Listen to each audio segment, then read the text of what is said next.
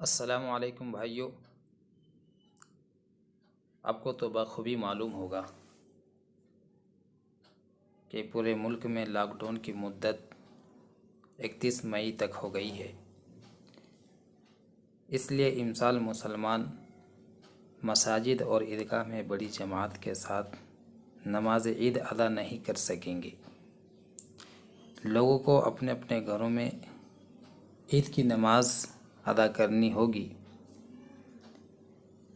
اس لیے ضرورت محسوس کی گئی کہ عام مسلمانوں کی سہولت کی خاطر طریقہ نماز عید بتا دوں۔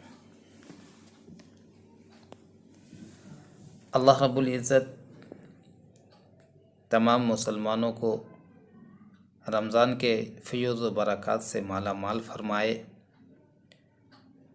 کرونا جیسی مہلک بیماری سے پوری انسانیت کی حفاظت فرمائے اور عید سعید کی حقیقی خوشی عطا فرمائے، آمین۔ آئیے میں اب آپ کو عید کا نماز کا طریقہ بتا دوں، اس لیے کہ اس میں اکثر لوگ غلطی کرتے ہیں، نیت باندھنے کے بجائے چھوڑ دیتے ہیں، جہاں چھوڑی جاتی ہے نیت وہاں نیت باندھتے ہیں۔ تو جب آپ نماز کے لیے کھڑے ہوں گے تو آپ نیت اس طرح کریں گے، نیت کرتا ہوں 2 رکعت نماز عید الفطر کی واجب 6 ذات تکبیروں کے ساتھ واسطے اللہ تعالیٰ کے، پیچھے اس امام کے، منہ میرا کعبہ شریف کے طرف، اللہ اکبر۔ اگر آپ کو نیت یاد نہیں ہے تو آپ اپنے دل سے یہ سوچے کہ میں عید کی نماز پڑھنے جا رہا ہوں، آپ کی نیت ہو جائے گی۔ یہ نیت کر کے اب اللہ اکبر کہہ کے نیت باندھ لیں۔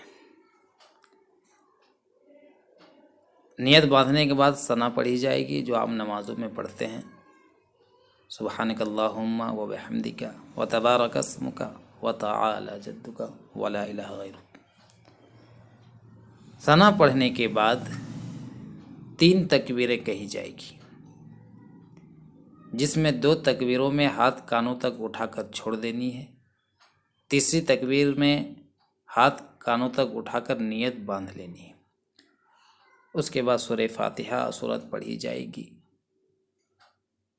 اس طرح 1 رکعت کے بعد جب ہم دوسری رکعت کے لیے اٹھیں گے تو سب سے پہلے امام صاحب سورہ فاتحہ اور سورت پڑھیں گے۔ سورہ فاتحہ اور سورت پڑھنے کے بعد 4 تکبیریں کہیں جائے گی، جن میں سے 3 تکبیروں میں ہاتھ کانوں تک اٹھا کر چھوڑ دینی ہے اور چوتھی تکبیر میں بغیر ہاتھ اٹھائے رکوع میں چلے جانا ہے۔